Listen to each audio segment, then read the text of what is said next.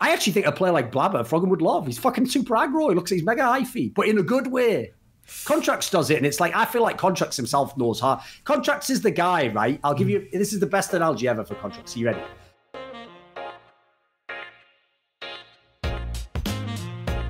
Contracts is the Lee Sin player who he knows 1 second after the Q press, like, nah, I shouldn't have gone on that Q. But it's too late. He's already flying towards the target at that point in time.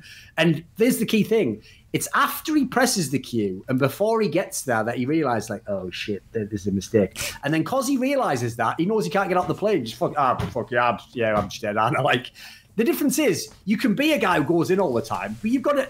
Everyone knows this. If you're going to be a super aggressive player like he is, you better have the fucking mechanics to stand up. Like, you better be able to do some Rush Season 5, Dardock Season 6 level shit to get out of that bad moment that you went in on. You know how... You've got to be that guy. And he isn't that guy. Okay. I think Rush and Contracts you brought up, look, those are perfect examples. Like, Rush and Contracts are both, like, outplay-based, early game, like, aggressive junglers.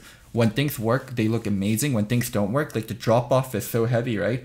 Blabber's cut from the same cloth. Like, I feel like Blabber, if he goes to Golden Guardians and they don't synergize well, like, it would look very, very similar to what we have with Froggen plus Contracts. So I actually don't think Golden Guardians is a great home for him.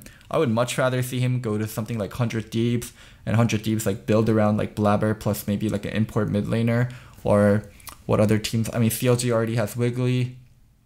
I actually think TSM Blabber wouldn't be that bad. Yeah, I can think of just so much better home than Golden Guardians. I think Golden Guardians Blabber is going to be very similar to Contracts. Right, I've done it, guys. I've learned with Loco, right?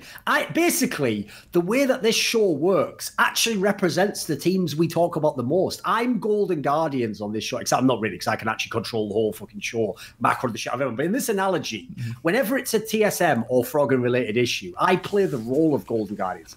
I just sit back, I set up my vision, I wait for Loco to, with Acadian, just aggressively push on, like the two champions he can play. And he comes in like, oh, what's going on in here? Am I a good jungler? Because I came into the fog of war. It's like, well, we'll find out. So Loco comes in, and all you have to do to beat Loco is you just give him enough time to talk, and he'll eventually say the thing that contradicts what he said earlier. What so did they? Locodoco had the gall to suggest that Froggen, who's played with about 50 shit junglers and always performed himself, must be like really demanding, like really tough teammate. But he would like Blabber so that he doesn't get, you know, like abused by this really demanding mid laner who wrecks your style of play.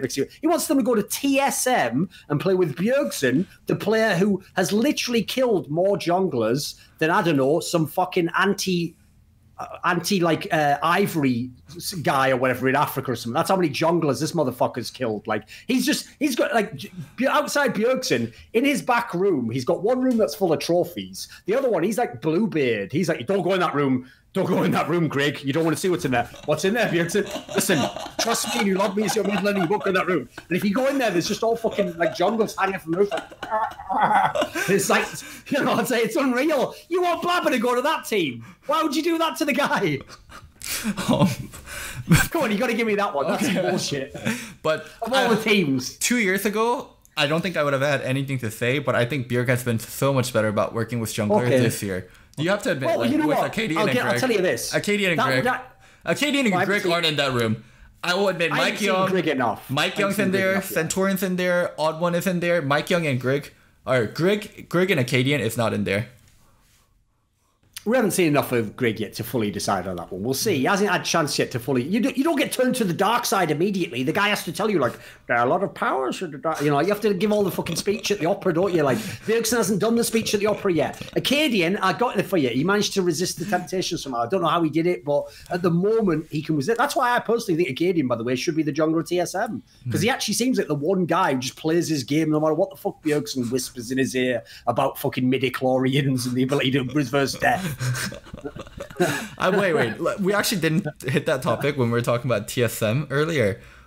Greg played both games this weekend, and when I interviewed Broken Blade said, it doesn't mean we're going to use Greg next weekend. It doesn't mean Greg won out the spot. We've seen full weeks with Acadian and Spring Split, so we wanted to see what a full week with Greg looks like this split. And from my point of view, maybe there's some truth in that, but I still think TSM is leaning a lot more towards Greg, and Greg has looked better for TSM. And TSM as a whole has loosen the shackle on junglers with what they've seen with Acadian. So I think Greg will be the better jungler. I really disagree with Acadian being the better jungler. I just believe in Greg so much more. Well, hopefully they play him loads so we can find out who indeed was the better jungler. Problem is, though, like on that one, it'll never really work because unless they play them an even amount of time, whoever doesn't get played, they'll just be like, well, I didn't get a chance to play. And then you'll be like, well, he didn't play because he wasn't good enough. So it'll just become a self-fulfilling prophecy. So I actually hope, by the way, if what they say is true, that they do that they give them roughly equal playing time, or whoever deserves the playing time gets it. It's a proper battle. Let's have a real battle for that spot. Also, for Acadian, right? He's very much a confidence-based jungler, and he needs to kind of believe in himself. I think this is going to do a number on his confidence, like sharing a spot with Greg, Greg winning games while he doesn't win games. Like, it cannot feel good.